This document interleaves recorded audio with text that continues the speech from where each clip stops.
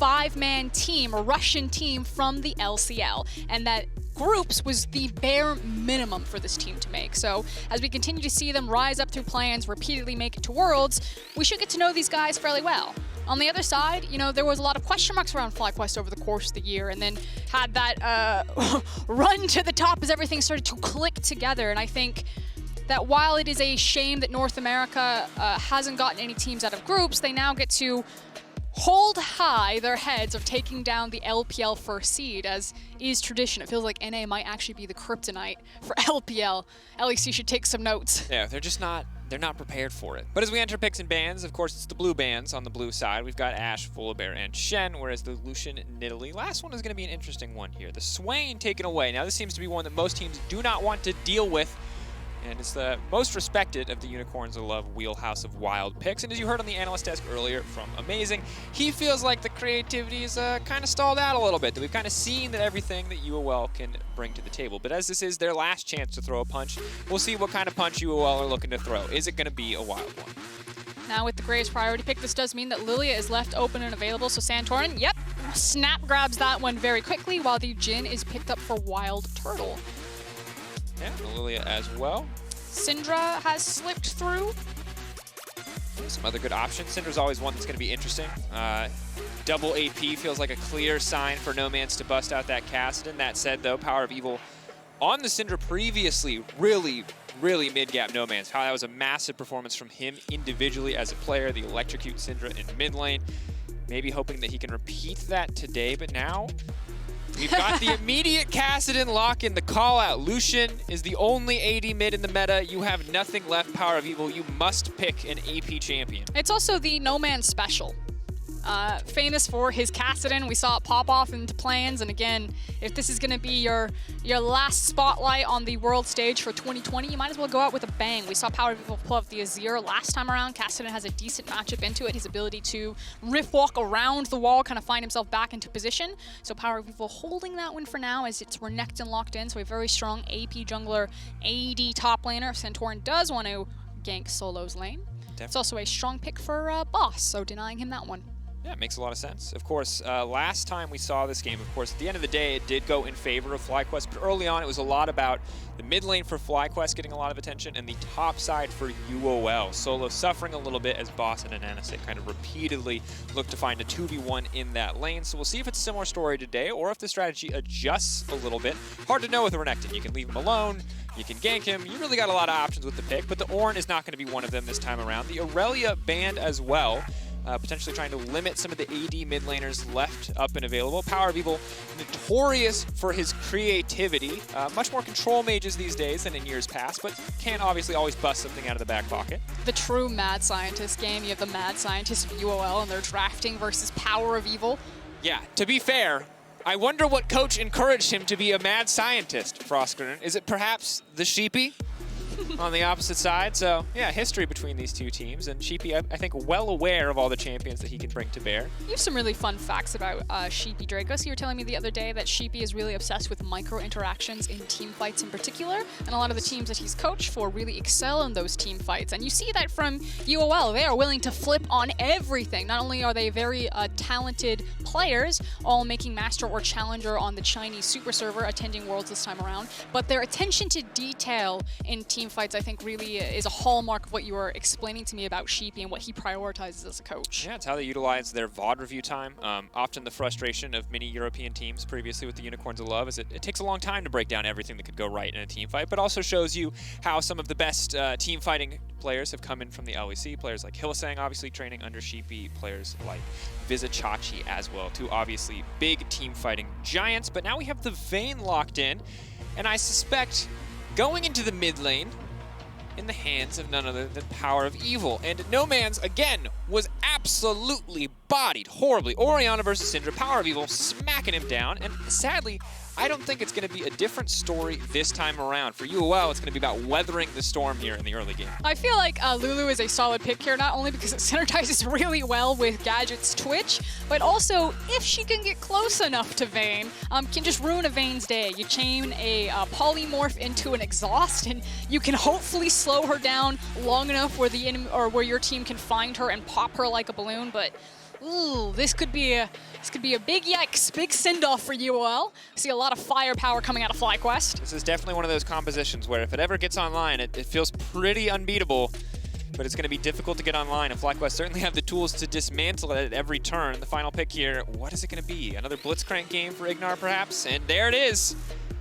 Doubling down on the good level 1 from their previous match versus TES has to be riding a high. You know Blitzcrank's a confidence champion. If you believe it, you can hit those hooks. If you're doubting yourself, you're gonna miss every one. It can also be a little bit challenging to play Blitzcrank into Lulu. Now, obviously, the hook range can give you a slight advantage, but again, Polymorph, as he Blitzcrank runs up to you to try to set an angle for a hook, can ruin your entire day and allow you to just zip to safety. Yeah, polymorphing the carry too as you get pulled in and your Twitch unloads with that ultimate. It's certainly not as easy as just pulling in on the hooks, at least in the laning phase, but we'll keep our eyes on it regardless. Now, so far, the story for Worlds has been and will continue to be the importance of level 1s. Jungle control is very important. The slightest edge to either laner could mean a lane advantage, which turns into a jungle advantage. The slightest edge to a jungler means a jungle advantage already. So at the end of the day, level 1's really important. Dracos, that is all valid.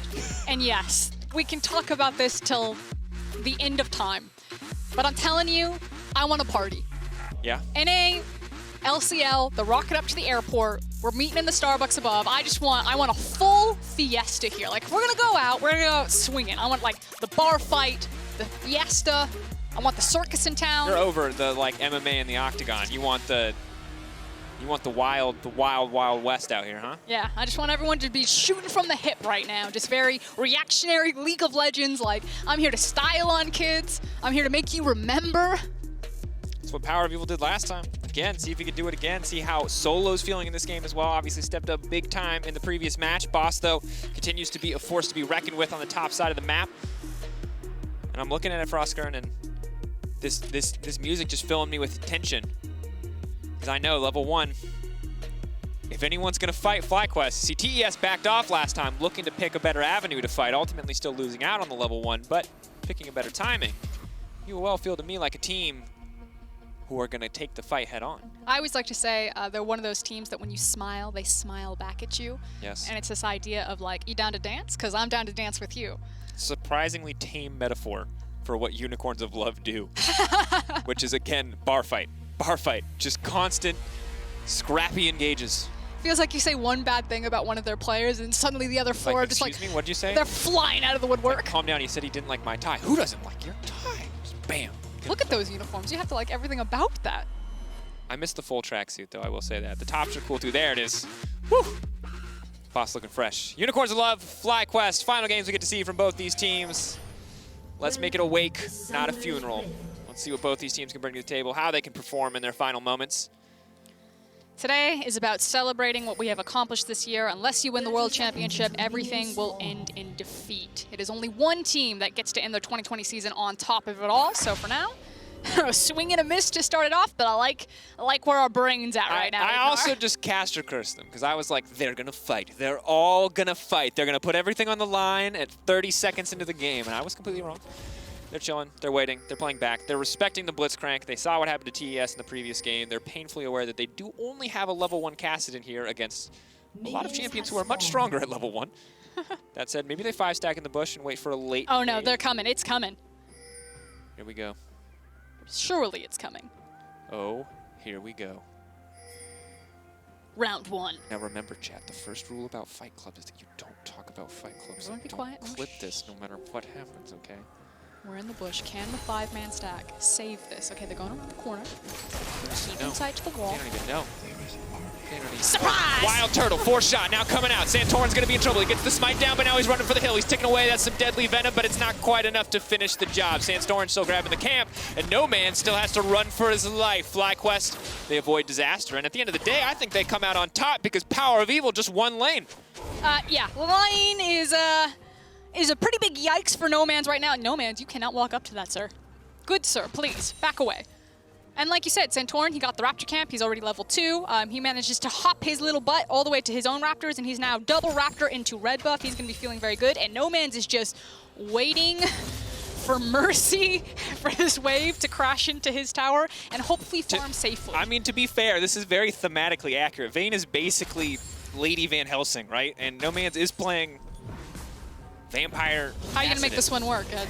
No, I'm just saying, this is just thematic. Like, we've got the theme, the lore matchup in the mid lane. Because as you know, the audience's favorite thing is to hear about the lore of League of Legends in the midst of a very highly competitive esports. Take the tower shot, Power Evil. Yes. Okay. All right. Now, Power of Evil is going to feel really confident to do this because he knows that Anonasik is going to be on the top side of the map. He's got a nice little ward on his top pixel brush, so he can be as aggressive as he wants here. Now, with Solo also crashing this monstrous wave topside, he can either get a cheater recall, which I expect he'll do. He should walk into this brush. Oh no, he's actually going to go hunting for Anonasik. This is, of course, going to be a pretty easy game for Santorin to play out. He has 2 lanes of pressure working in his favor. While Power of Evil does have to back off here, so maybe they have to concede something elsewhere. The good news for UOL is they are sustaining pressure on the bottom side. The range advantage of that Lulu, as well as her early poke damage, makes sure the Gadget can at least push in for now. Will get harder as more levels get under the belts of FlyQuest. The potential of an all-in starts to grow. No Man's is dead. Happy B. Sad B for No Man's. Other good news for Unicorns of Love is they did manage to get a Scuttle Crab. They got the bottom one. However, they were chased off of the top one as we trade Crab for Crabs. Now Santorin is starting his bot lane jungle, and No Man's is back in the lane and ready to go. Yeah. Of course, one of the Kassadin builds historically was blue Kassadin, and you could opt for tier into things like the Frozen Fist or Frozen Heart, which made him nigh impossible for AD champions to kill. And it is triple AD on the enemy team, so the dream of late game scaling Kassadin is certainly not dead, and its itemization, I expect that No Man's would be willing to bust out if he wasn't only at 16 CS at this moment in time. Oh, Snare connects, that's going to be big, because now Ignar gets to waddle forward. Not going to look for the follow-up, though, as Wild Turtle's burned all of his ammo. The fake Hex Flash, you got to respect it. That's very cute. You think he's going to Hex Flash, you're thinking, like, what angle is he going to come at, and he just throws the Q? That's the real mix-up. Not throwing the hook, potentially better. Solo flashing in, though. He wants a solo kill of his own. Boss gonna make it out though. Obviously, Boss without his flash. Oh no. No Man's is gonna make it out in the end, but that's his flash now gone. Obviously, No Man's without his flash. Boss and No Man's, they're in a bit of trouble if these waves get frozen on them. Boss has had his wave frozen on him by Solo, and now he is might be left out to dry if he doesn't get that to crash and reset back towards his side of the lane. And Power of Evil can do the exact same thing for No Man's. Yep. And it is going to be really rough for UOL to try to weather this storm. And remember, the last time we saw these two teams face, it felt like a lot of trading blows in the early game. This time around, it feels like complete and total dominance from the side of FlyQuest. 38-24 in the top lane, 30-24 in the mid lane. Kassadin doing a decent job, all things considered, if he hadn't already died. In the bottom lane, even though Gadget and Santos are able to get that push earlier on, they are already down 11 CS. So, big win here in the early game for FlyQuest. It looks like they are not willing to give up that high they rode in the TES game. They're looking to double down. So, Boss with his time had walked over into the Krug camp and has placed a ward. You can see that it's spotted out by Santorin now. So, I would expect that Anonasik will make his way towards his bot side camps and maybe try to trade for a dragon, knowing that Santorin's probably going to finish Krugs and then grab top Scuttle as it spawns. The issue is that he doesn't have priority in any of his lanes. Yeah, this is a ludicrously difficult game, I think it's safe to say, for UOL to play out, as there's a little bit of bluffing here around the control ward. But Santos, good enough map awareness to know where the enemy is going to be, so it doesn't have to be too scared of the rocket grab. Yeah, and because Anonasik took his back and didn't pick up a control ward, usually if he had the control ward, I would assume he'd try to go over the back of the pit and then control ward and try to sneak the dragon away. But because he doesn't have that, it's, again, as I like to say, the white flag has been waved as UOL are just going to have to sit tight for a little while, try to get, the TP probably back up on Boss, and at least more levels for this Kassadin before they try to make moves on this map. Yeah, and so far overall, while it is a 1,000 gold lead for FlyQuest, level 6s are now starting to come in for No Man's, for Boss. So things will start to get easier, maybe not in individual lane matchups, but with a little bit of jungle help they certainly could, as Anonasik continuing to give up jungle camps here and there. Hold that thought, that's going to be the lockup, that's going to be the snare. Now the Lulu's going to be in trouble, but they're chasing down Wild Turtle. Only level 5 for Gadget. He has to kill this Jhin. If the ulti comes out, Lulu is probably dead here. Ignar now in trouble as well. Santorin on the way down. That's going to be another trap locking it up. Gadget trying to run for the hills. The sidestep just barely against the wall, and it looks like Santos is going to drop here. Clean kill pickup for Wild Turtle, but Anonasik ready with the punish. Doesn't look like it's going to work out. Anonasik has to be really careful here. It's going to get locked up. The flash forward, that's the pull back. There's not any mana for anything else. And Nanisek trying with a fancy footwork, but he's not going to be able to dodge out on that one. Gadget has to be careful here. Wants desperately that CS. That's about 3 waves worth of creeps. My God. He's going to give up so much if he can't CS here. He has no mana either. If he takes over to level 6, maybe he gets to ult, or maybe he just immediately dies. And I hate to be the bearer of bad news, but it's not getting better at all on the top side of the map, as Gadget might die here. Oh, no man's in the mid lane. Oh, look at mid lane. They've given up 2. Look at oh, they're mid lane. diving the Kassadin. The Kassadin's dead. Yeah, a little late there, but we got it in the end. Okay, so for those who missed Solo's adventure, not only did he dive mid lane and kill Nomans with Power of Evil, he proxied 2 waves on top side. Look at the CS difference. This is an absolute clapping. This is a lane kingdom if I've ever seen one. This is the lane empire. Yeah. Oh man. The trade routes have been set up. It is the lane empire. This is out of control. They got everything they need here. And all I'll say is, North American fans, if you don't want to take this victory, because I think you should feel good about this. This is a damn good performance for FlyQuest. The trees in the ocean will. Shout out to FlyQuest. There's going to be some good donations today. Oh. Oh. You got to respect it. Solo making full value of both sides of the camper emote between these 2 games. Okay, surely. Oh no. X flash, hook. Waiting. Oh, not quite able to get to predict.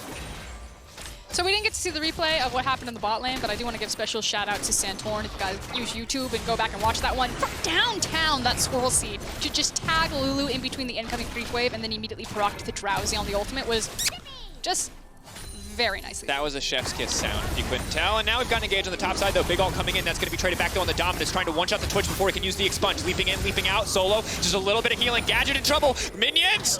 Oh, cast level up. Are you kidding me? Oh, baby. Gadget, a little bit of luck on his side. Can we talk about Gadget just planting his feet and just like... What? Crime City, baby! Get out! Let's go! All right, Gadget, I give you that. We wanted a little style, and that certainly was stylish. Oh, no. And the emote. It did Swirl Seed? No! Oh, that's a clutcher. Wait, look at Ignore! Oh, Ignore's not done. This observer is trolling me. Hex Flash. The seed. All right, there's no Twitch in the area. Gadget has made it out. No Man's has not. No Man's is dead. It's the saddest icon behind the tower. I feel like if it's like a horror movie for the UOL fans. Like you're looking top, you're like the Twitch got out, and then suddenly it's quick pan to the mid lane where your mid laner's dying, and then it's quick pan to the bot lane for another death. It's an absolute whiplash here. What I was about to say is that I think he had flash the entire time. Maybe it had just come up, but Gadget was sitting on his flash when I checked, and the Renekton was on top of him, and he was just like, nah, not even close. This is where we hold them. Well, you gotta respect it. Twitch damage output is pretty crazy. All right, we look back at this one. Oh, Santorin, just dancing on him. Get back here. That's right, his Gadget kills. And then, ooh, this one too, okay. I mean, I have a feeling that he's Boop. just gonna Oh, no. Yep, that's, That man took half his health bar in the space of Kassadin's E animation. Whew. Oh, here comes Gadget. Go, go, Gadget, The Twitch. righteous fury of Crime City Twitch. Let's go. Ignore is still level 5. Yeah, that's a trend. It's level 8 for a long time earlier in the day. Okay, guys, let's take stock of what's happening on this map.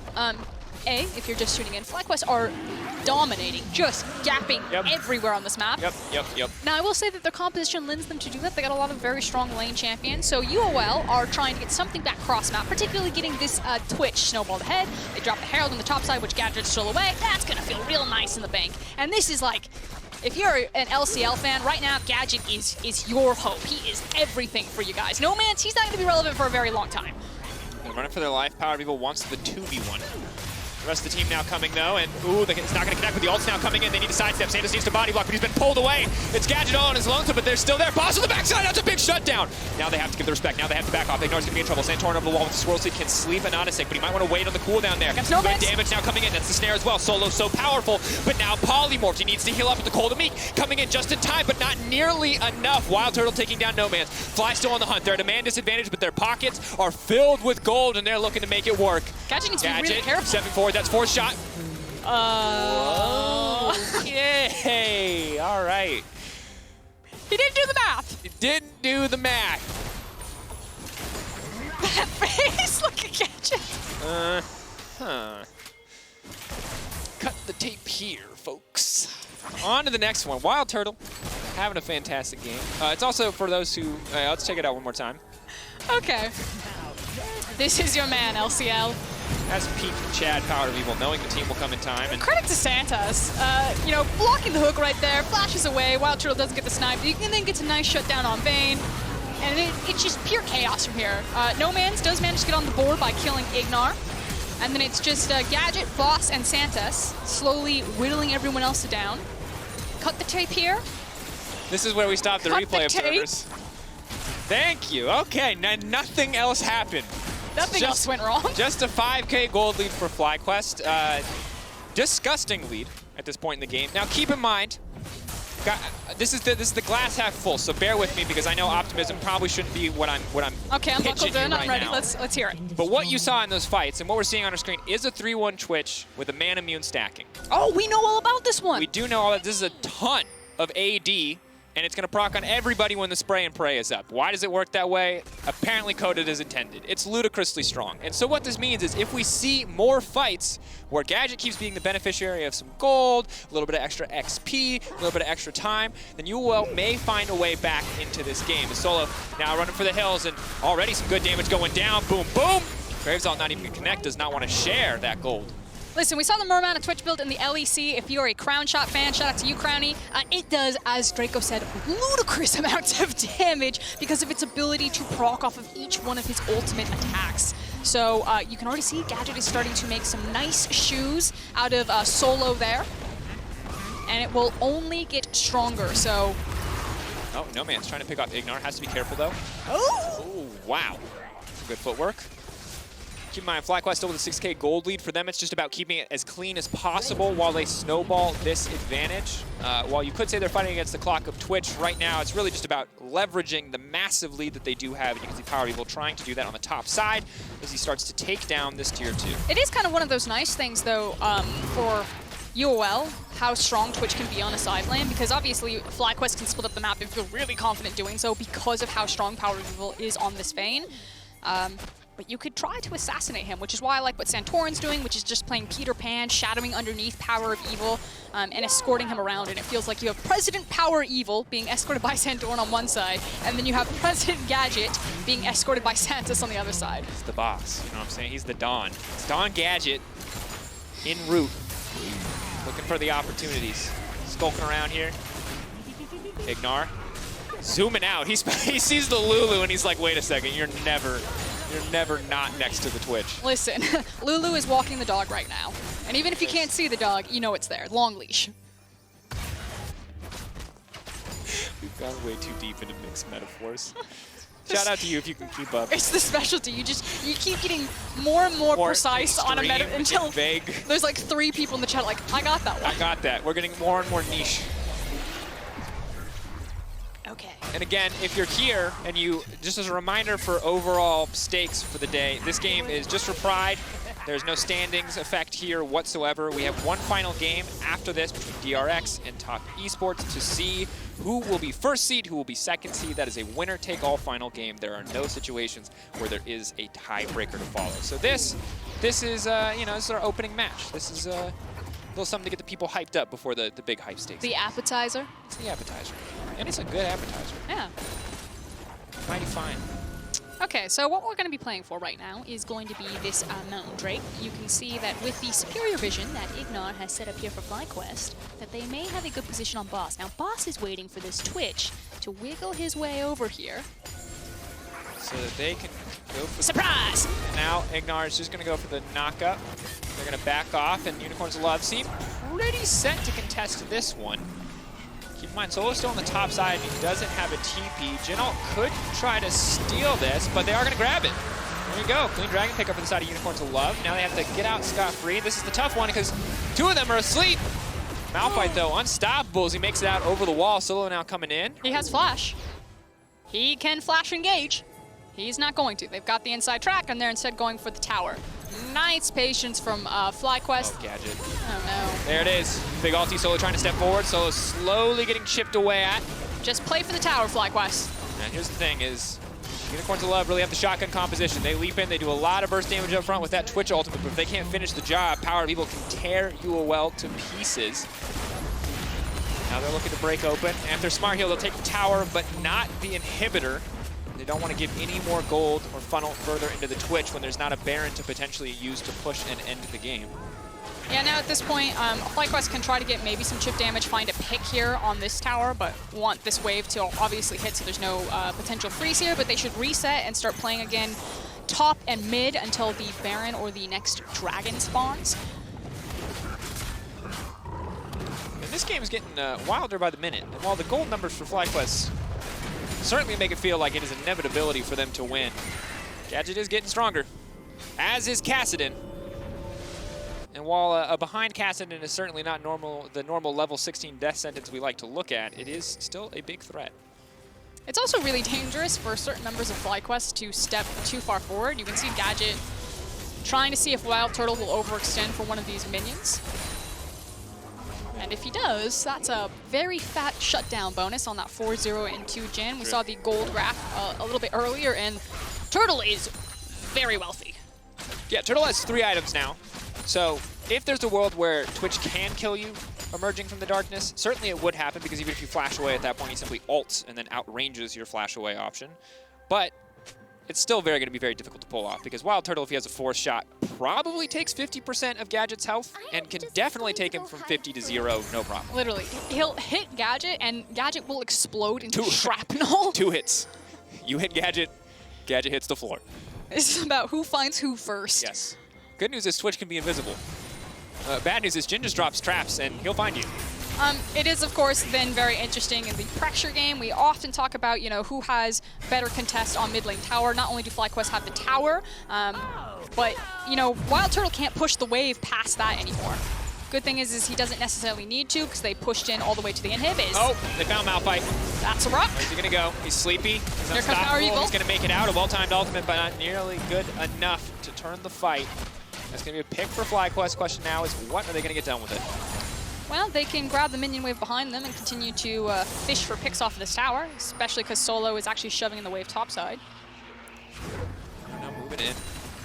Solo backed into Fog of War and does have TP, so he can join his team and TP on one of these minions if he wants, or if he sees everyone, he can try to push the top tower. Flash forward from Gadget, though. That's big. Wild Turtle now. 30% health. The follow-up. No Man's now looking to get some kills. These shutdowns could be massive. Power Evil going to dissuade with the condemn. UOL on the chase. Gadget very quick, but they can't go for anything else. And in the meantime, as you said, Solo will grab a tower, so close to disaster there for UOL, but still able to walk out all lives intact. And this is something that I do want North American fans to take away from kind of the last 2 games that we've gotten on FlyQuest. It's how well they're actually playing the tower and the map game. This team played really well around mid lane wave and constantly forcing TES to make decisions between, are we fighting the dragon, are we picking up minion waves? And they're doing the same thing to UOL. Oh. But now the Jin can follow up. They need to speed on out of there. Ult coming in. Oh, Solo off to the side. They're corralling him. They're gonna have to walk away. Santos is just gonna be a name on the list. He's gonna get knocked down. Taken out. FlyQuest, very strong Baron taking potential with this Vayne. I think they're gonna go ahead and force it right now, knowing that Gadget is also relatively low health and doesn't have his cooldown available for ultimate. Boss is just about to get his, though. That's gonna be big. No Man's also reasonably strong if he stacks up that ult a few times. Santorin not in the pit. No Man's now sleepy. He is gonna ult out, he gets a little bit more space, but the watch out eat feels a little bit early. Santorin though, burning a stopwatch. FlyQuest not able to take the Baron off the back one, but they will find a pick. Boss now in trouble. Ulti gonna be up just in time for him to use it to get out again. Oh, the silence from not Ignar. in time. holding on to it, opting to give his life instead, knowing the 40-second death timer lower than the ultimate cooldown. I mean, he had like a small window where he could have used it to get away, but FlyQuest did manage the CC really well. Ignar using the silence, and then he was immediately kind of shoved into a wall and stunned up. Oh, you know, TP. Maybe if he's just hard smashing the button, he gets it. Oh no, Gadget's been caught out. Croc versus Rat. Croc wins every time in melee range. Solo now gonna return to safety. FlyQuest taking down the Baron while Solo and Ignar start to zone. Play a little man-to-man defense here. They're gonna back away. TP now coming in. Solo making it out as well. No Man's trying to hunt for something, but FlyQuest have already gotten the Baron. They're just trying to find a single pick, a single denial here, but Solo is still alive. He simply refuses to go down. No Man's will grab the kill in the end, but now it's Turtle on the backside. Again, 2 shots left. 1 gonna find it. 2 looking for the finish the kill off here. 1 more auto. Turtle can taste it. He's so close. The shield just barely gonna stop it, but there's the dancing grenade and the double for Turtle. Boss now running for the hills. FlyQuest absolutely dominating here in these last few exchanges. Boss barely able to make it out this time. Oh, the minion, the hero minion, blocked the hook for Boss. Gadget's still coming back. She's just gonna hold the bush. No, just gonna walk slowly into it. Here we are. This is gonna be the final stand for Unicorns of Love. Okay, it's an over 10k gold advantage for FlyQuest. They have the Baron. They have a Vayne. They've got smiles on their face. They are clearly enjoying themselves right now. As we take another look back at this one, we're starting very deep into what felt like a minute-long team fight. Like you said, No Man survives for a really long time, does manage to pick up another kill. Always going to feel a little bit good there. And it feels really good as Jin when each of your shots is a kill. Now, unfortunately, there's a Lulu shield to deny that one from being a kill, but the dancing grenade is there. Easy double kill pickup for FlyQuest. And now they're going to grab their second Drake of the game. Of course, no Drake Soul for UOL to contend with, but as mentioned, I'd probably take the 12k gold lead over the Dragon Soul at this point if I was FlyQuest. Yeah, especially because it feels like whatever Ignar catches, he kills. Checking in on Kassadin, level 13. Still not great. Definitely still not great. 40% CDR is the option for this particular build path, but now we see the trap being set.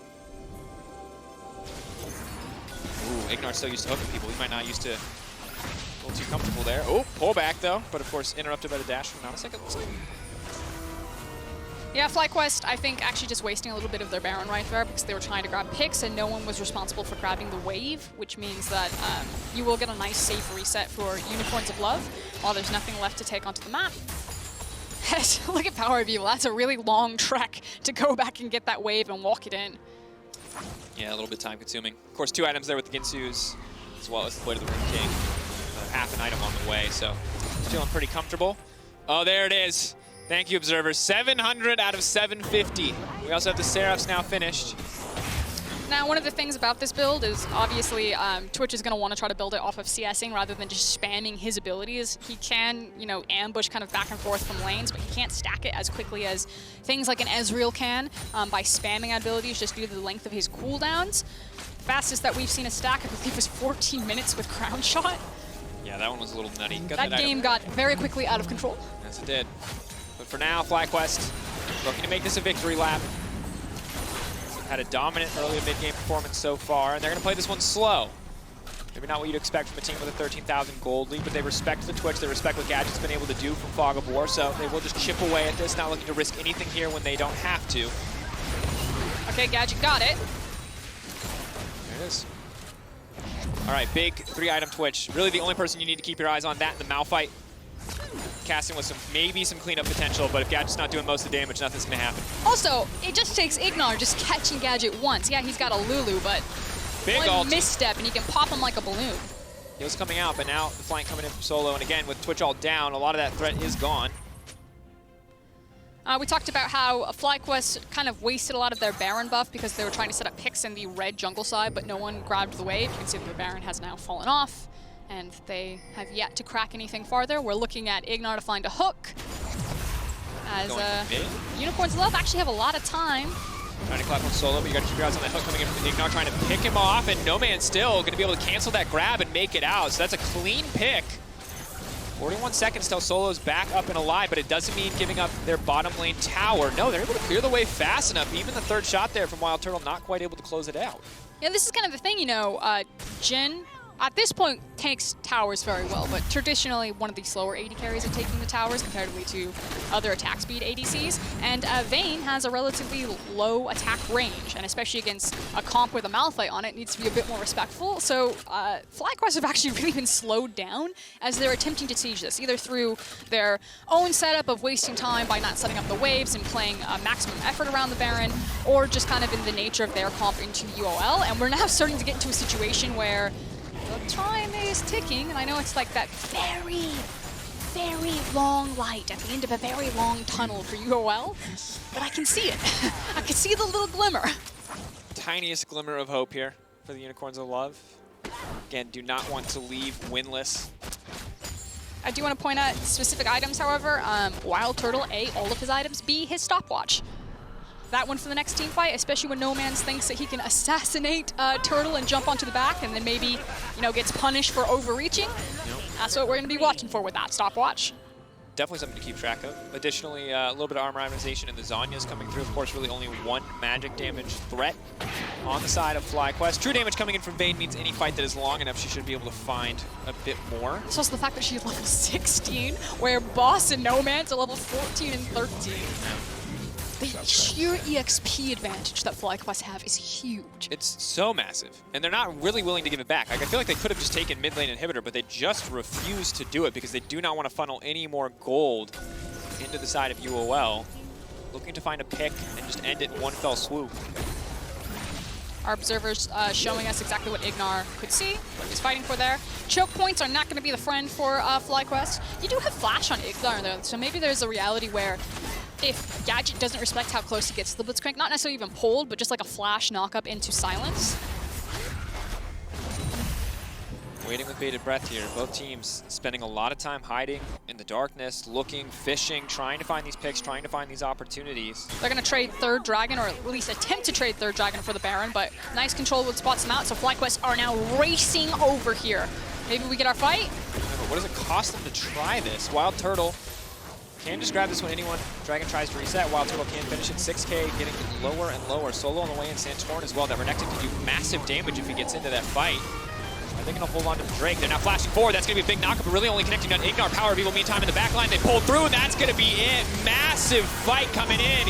Gadget getting isolated, getting picked off. Anonisic trying to get anything back, but it's not going to happen. Quadra kill for PoE. Oh, and he's on the hunt for the Penta.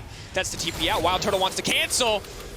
And he'll do it. It might cost him the pentakill, but they'll get there in the end. And this is what we're talking about. One fell swoop for FlyQuest here, wanting to end it instantly, and they'll find the opportunity to do so. Unicorns of Love bet it all on that Baron, but this time the coin comes up tails, and FlyQuest gonna finish their tournament in style. Take down TES, take down the LCL and the Unicorns of Love. FlyQuest end the 2020 World Championships at 3-3.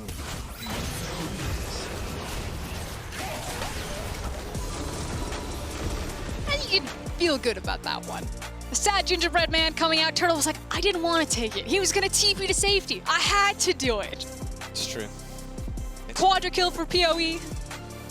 And I mean, this is the thing, is that obviously there's a little bit of hope that springs up in your heart as a UOL fan when you see Twitch, you know, be able to like pretty much 100 to 0 somebody. But then you remember, oh, the second Twitch's ult is gone, Vayne's going to kill everybody.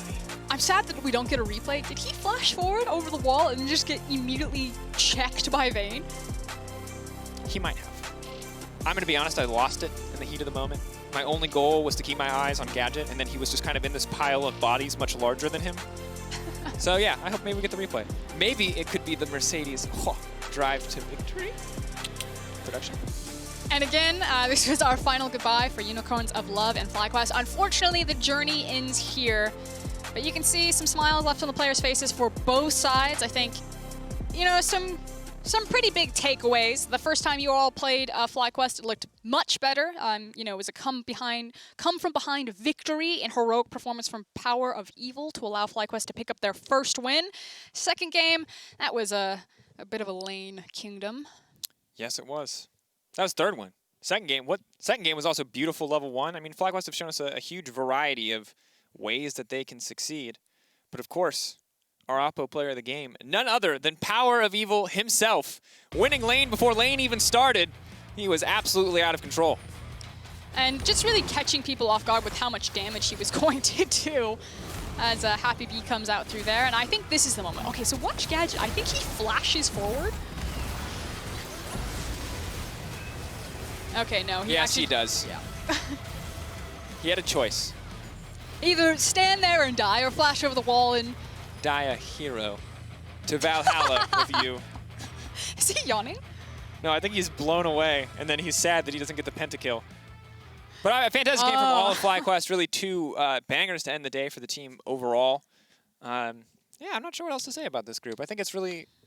I'm sad that we didn't get to see more from UOL, and I'm happy that we got to see FlyQuest show up, but it is a bittersweet as ultimately it will not get them out of groups. And of course, we are saving the best for last year in the World's group stage as the fight for first between Top eSports and DRX is up next. Don't go anywhere. You do not want to miss this one.